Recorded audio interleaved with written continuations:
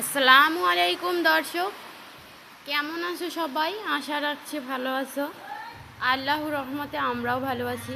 আজকে আসলাম আমার মেয়েকে আমি মাছ দিয়ে যেরকম খিচুড়ি রান্না করে দেই সেই রেসিপিটি তোমাদের সঙ্গে শেয়ার করব। তো প্রথমেই আমি মাছটাকে একটা লবণ, হলুদ আর জিরে গুঁড়ো মেখে নিয়ে তেল গরম করে মাছটা ভেজে নিচ্ছি। এপাশ ওপাশ উল্টে পাল্টে ভালো করে দুই দিকে ভেজে নিব। তারপরে আমি মাছটাকে নামিয়ে নিব। দেখো আমার মাছটা ভালো করে ভাজা হয়ে গেছে। এবার আমি মাছ ভাজা যে তেলটা আছে তেলের মধ্যেই সবজিগুলো ভেজে নেব। খিচুড়ি যা রান্না করব যে সবজিগুলো হচ্ছে আমি কেটে নিয়েছি গাজর আর আলু। রান্নার আলুটাই আজকে ব্যবহার করব, আর বেশি কিছু সবজি ব্যবহার করছি না। তোমরা চাইলে তোমাদের পছন্দ মতন সবজি ব্যবহার করতে পারো। তো এখানে পেঁয়াজ কুচি, আলু কুচি আর গাজর কুচি তেলের মধ্যে ভালো করে ভেজে নিব।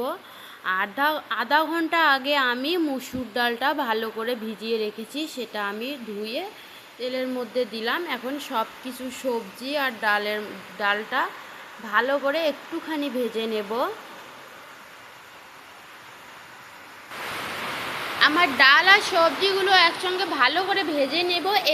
এরপর আমি এখানে দিয়ে দিব পরিমাণ মতো চালটা কিন্তু আমি আমার পরিমাণ অনুযায়ী দিয়েছি। তোমরা তোমাদের পরিমাণ অনুযায়ী বাড়িয়ে বা কমিয়ে নিতে পারো।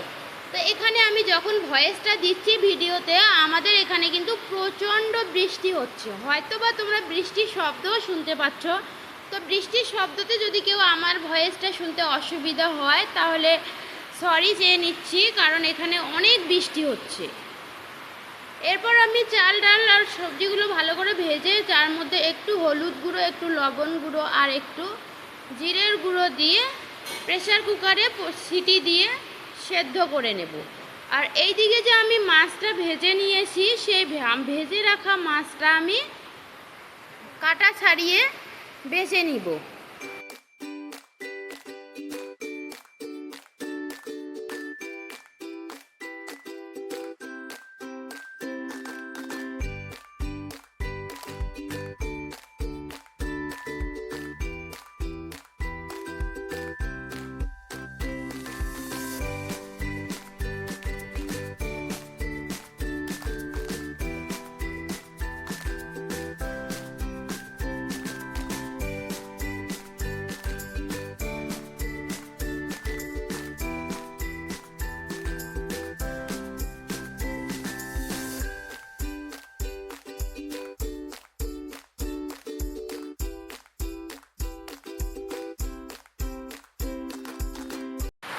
মাছের কাঁটাগুলো কিন্তু খুব সুন্দরভাবে নিখুঁতভাবে বেছে নিতে হবে, যেন মাছের মধ্যে একটুও কাঁটা না থাকে। এরকমভাবে কিন্তু বাছতে হবে, কারণ ছোট বেবি ওরা তো কিছু বলতে পারে না, গলায় লেগে যাওয়ার একটা চান্স থাকে। তো এদিকে আমার খিচুড়িটা রান্না হয়েছে।